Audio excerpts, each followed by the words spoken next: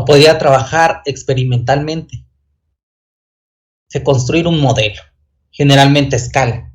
Tendría que seguir las leyes de similaridad, para empezar con similaridad geométrica. O sea, hacer un modelo, una escala de reducción, de ampliación, una escala 1 a 1.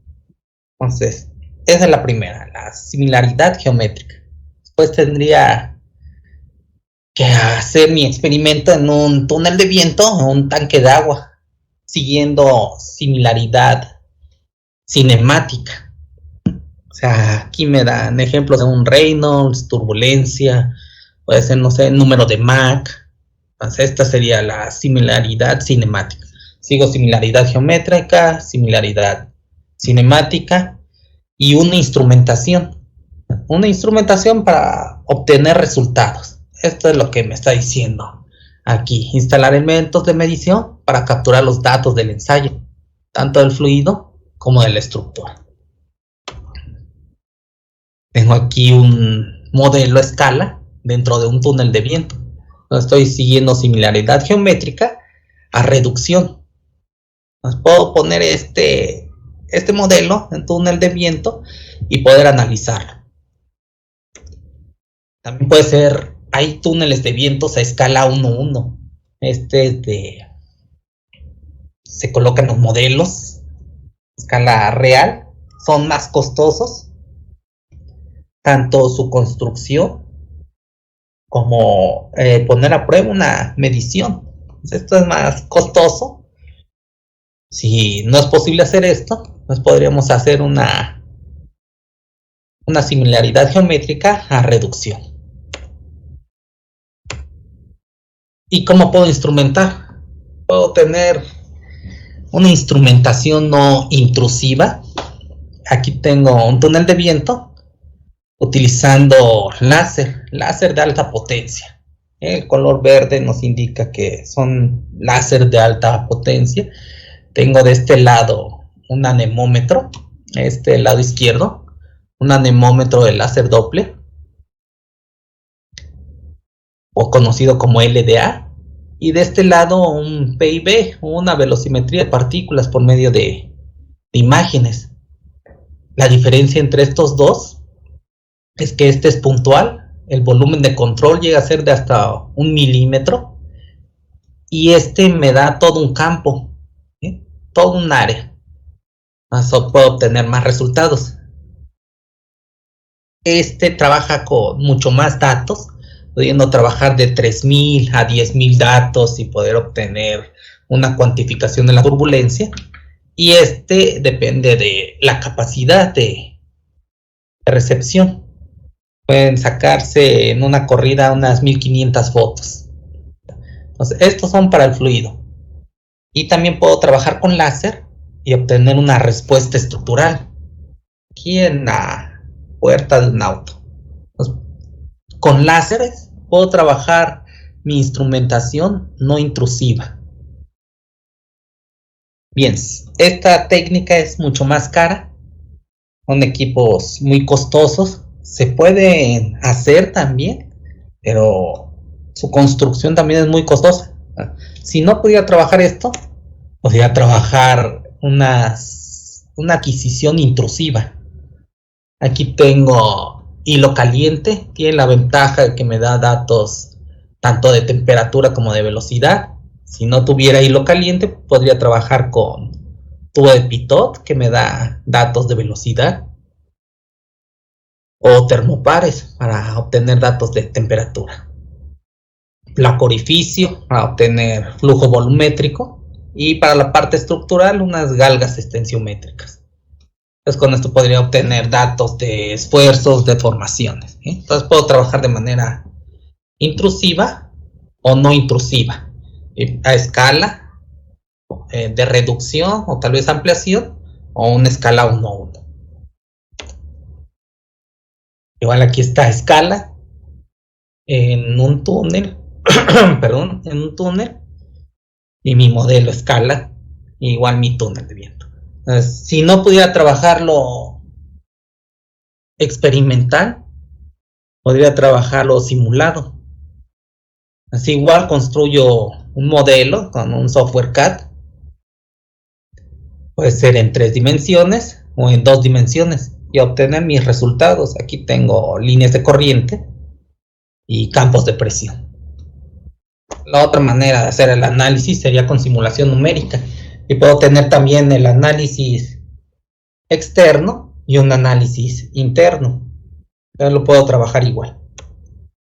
¿Qué necesito para trabajar simulación numérica? Definir las ecuaciones que gobiernan la dinámica del fluido y de la estructura. Realizar la discretización mediante el uso de métodos numéricos. Acoplar las ecuaciones de gobierno y abordar la resolución numérica de los sistemas discretos obtenidos. Entonces, puedo trabajar con simulación numérica, que en sí es una herramienta que permite obtener la solución a las ecuaciones que gobiernan el comportamiento de fenómenos físicos reales. Permiten predecir el estado de un sistema en función de sus entradas. Pero estas ecuaciones se presentan como ecuaciones en derivadas parciales de segundo grado. O sea, son analíticamente imposibles de resolver. Pues puedo emplear métodos numéricos para obtener una solución. Y obtener datos de esfuerzo, deformación, líneas de corriente, campos de temperatura, de presión, no sé, lo que necesite para trabajar. Entonces, puedo tener software también, software con licencia y software libre. Ventajas y desventajas con software libre: no tiene costo. Desventajas: entrenarse es más complicado, ya que no se encuentra mucha información. Entonces, puedo tener un software de paga.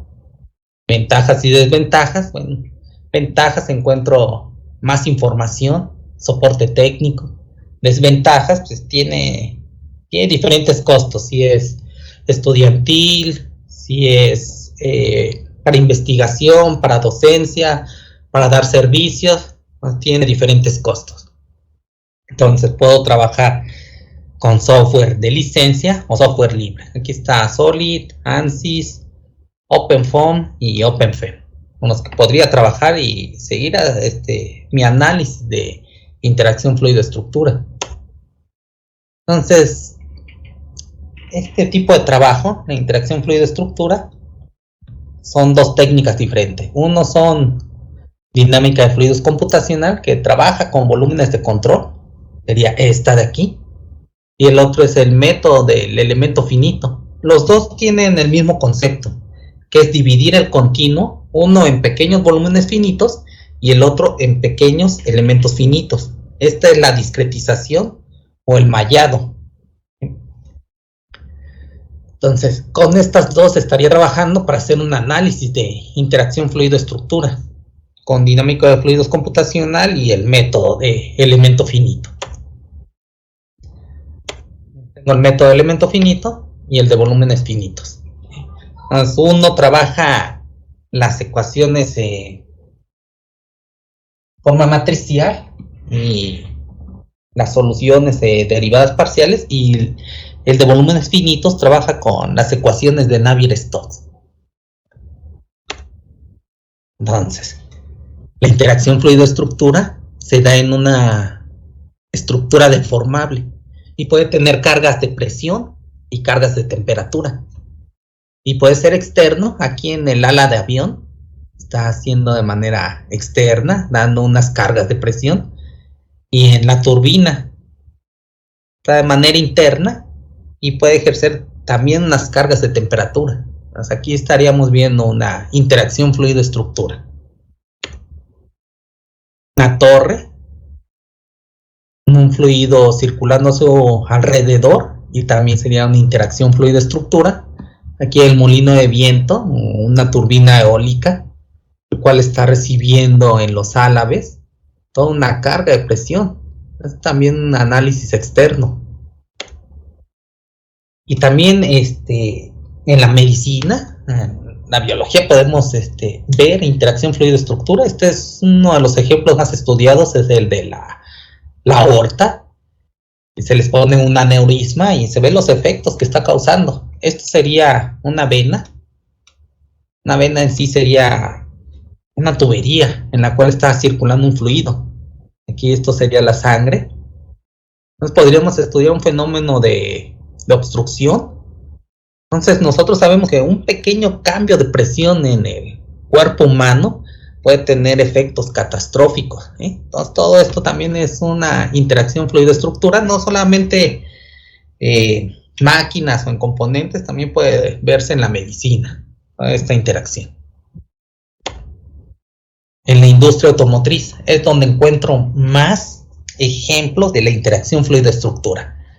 Tengo aquí el radiador, el flujo en toda la carrocería, en la cámara del pistón, en el cigüeñal, en los discos de freno, el múltiple,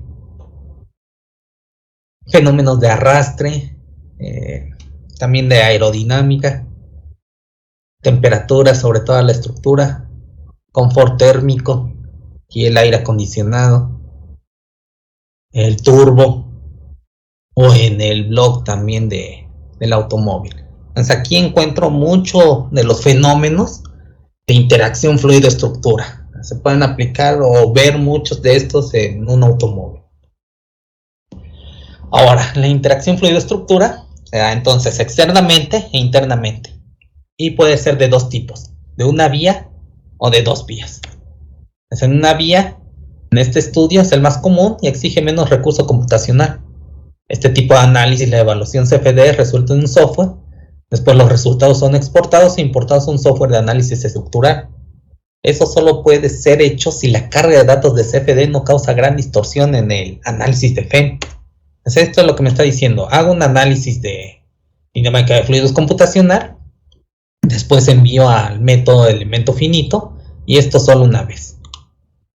Entonces aquí tengo una válvula, está corriendo un fluido, tengo datos de velocidad y puedo obtener también datos de temperatura. Si es que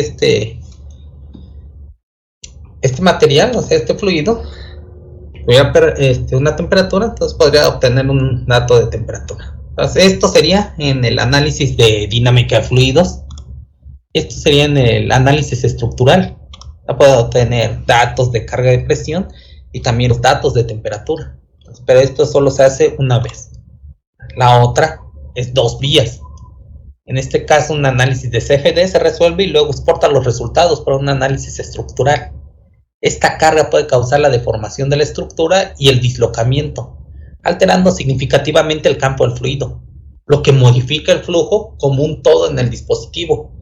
Luego el análisis estructural retoma el análisis de CFD para que nuevamente el análisis CFD sea realizado. El nuevo estudio vuelve a transmitir los datos al análisis FEM y el ciclo se reinicia. Este proceso puede ocurrir n veces, hasta que se logre la convergencia deseada, lo que requiere mayor recurso computacional debido a los diversos acoplamientos y generaciones de malla. Entonces hago mi análisis en CFD, luego paso estos datos a elemento finito.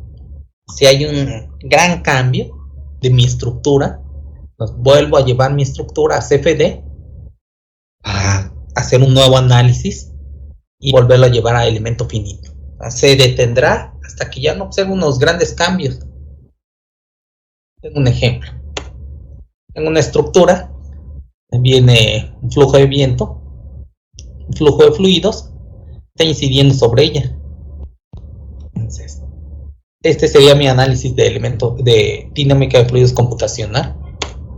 Me lo llevo a elemento finito y obtengo una deformación debido a esta carga del viento. Tiene una deformación y ya esta estructura deformada me la llevo otra vez a un análisis de CFD, vuelvo a analizarlo, pero ahora ya con la deformación que observé en el análisis de elemento finito. Entonces me lo llevo a CFD y vuelvo a hacer otro análisis. Una vez que termine mi análisis de CFD, lo vuelvo a llevar a mi análisis de elemento finito. Si observara un gran cambio en los esfuerzos o deformaciones que está sufriendo la estructura, pues vuelvo a realizar el análisis en CFD. Pero si no, entonces ahí terminaría. Entonces, el análisis puede ser de una vía o de dos vías. ¿Qué necesito para trabajar con simulación numérica? Necesito un dominio, una discretización, que es aplicar el mallado, asignaciones de condiciones de frontera, debido a que por datos de entrada voy a obtener datos de salida.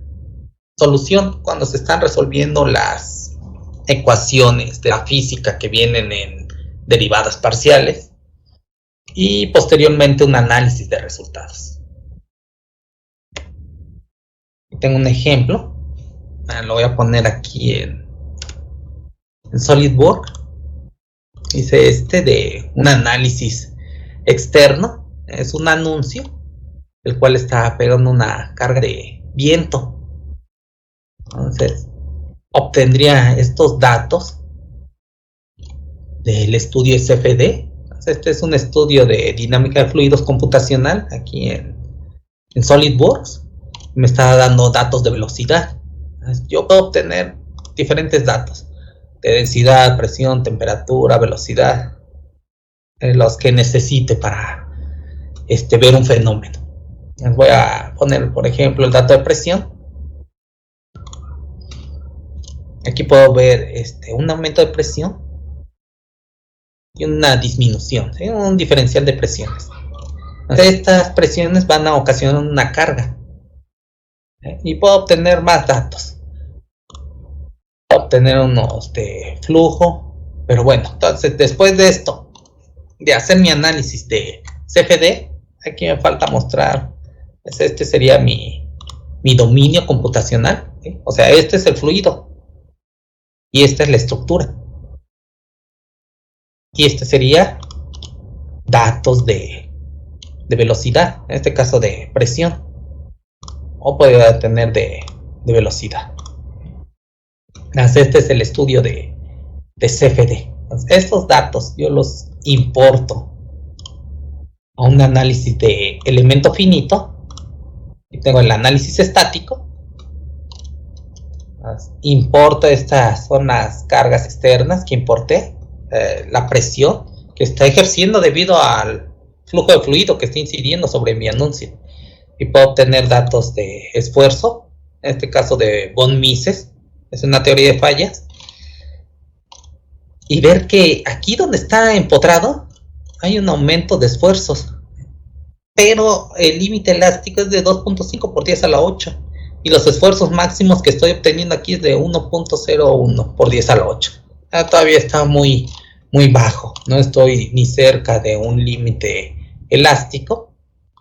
Entonces esta sería la respuesta que tiene debido a el aire que está pegando.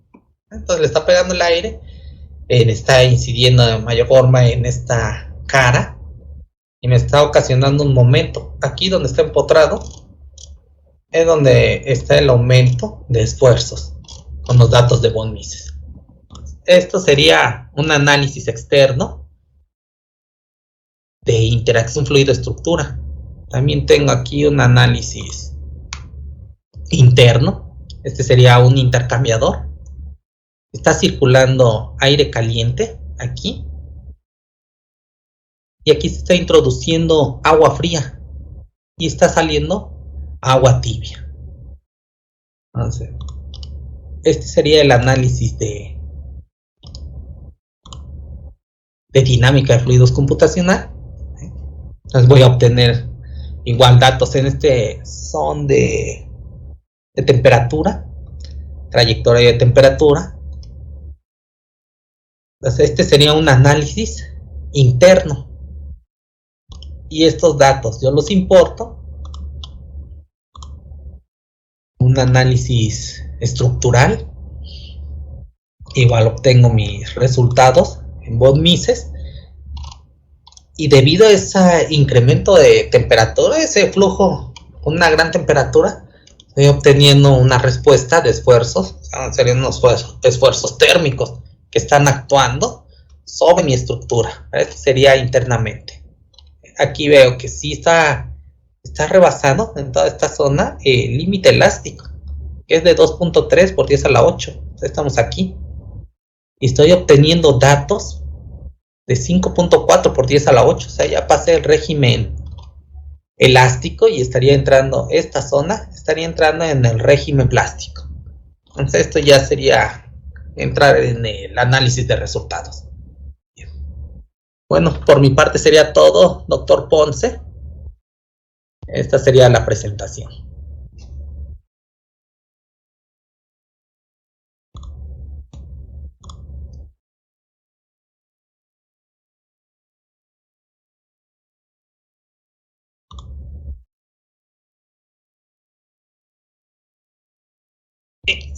Bien, si alguien tiene alguna pregunta, o doctor Ponce, si tiene usted alguna pregunta, también.